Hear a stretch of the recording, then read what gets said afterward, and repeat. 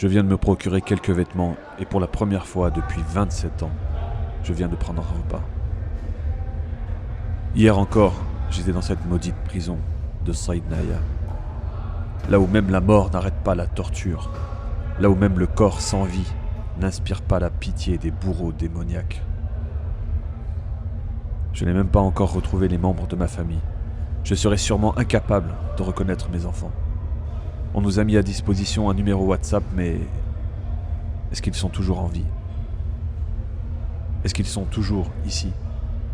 Ils pensent peut-être que je suis mort, comme tant de milliers d'autres incarcérés, ou comme ces dizaines et dizaines de milliers jetés dans des fosses.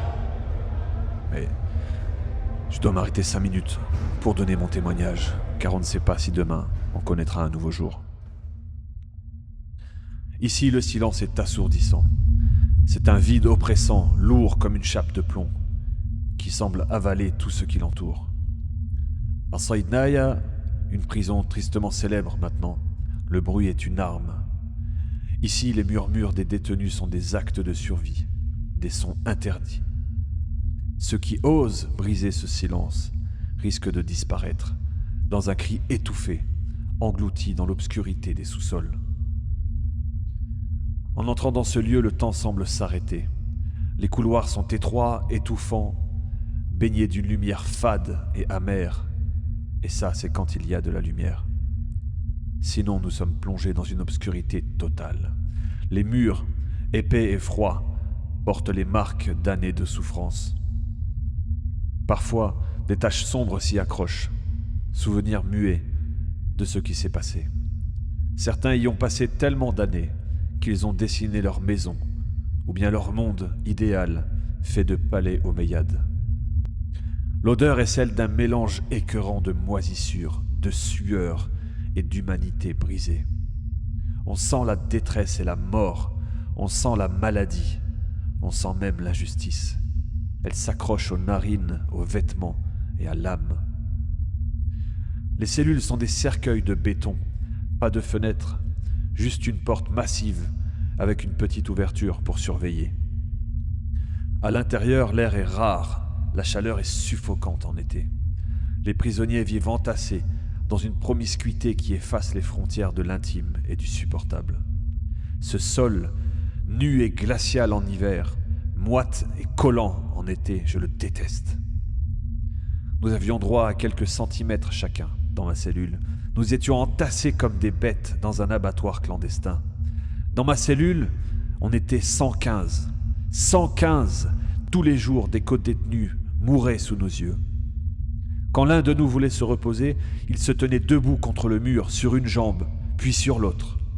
Et on se relayait ainsi, contre le mur. Mais même là, il n'y a pas de répit. Les rats, les insectes et l'humidité sont des compagnons constants. Les gardiens, silhouettes fantomatiques, incarnent l'arbitraire et la cruauté. Leurs pas résonnent dans les couloirs comme un présage funeste. Ils ne parlent pas. Ils crient, ils commandent, ils frappent. À Saïd Naya, la dignité est un luxe que l'on arrache aux prisonniers dès leur arrivée. Ils sont réduits à des numéros, à des ombres d'eux-mêmes.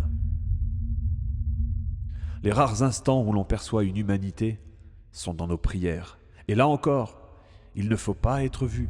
L'écho des cris de torture venant des profondeurs rappelle à tous que l'espoir ici est un ennemi. La foi aussi est un ennemi. Combien de fois on vous a torturés jusqu'à obtenir de nous que l'on dise que leur dictateur est Dieu? On nous forçait à dire « Dis qu'il est Dieu. Prosterne-toi devant lui. Qui est ton Dieu? Vas-y, dis-le » Cravache à la main, fouet fabriqué avec des courroies en caoutchouc de vieilles voitures, bonnes pour la casse. Je vous épargne toutes les idées de torture, cruelles et perfides de ces tortionnaires animés par la lâcheté et la méchanceté. Ici, pas de voleurs, pas de violeurs, pas de meurtriers, pas de criminels, juste des gens qui respirent la justice et l'équité.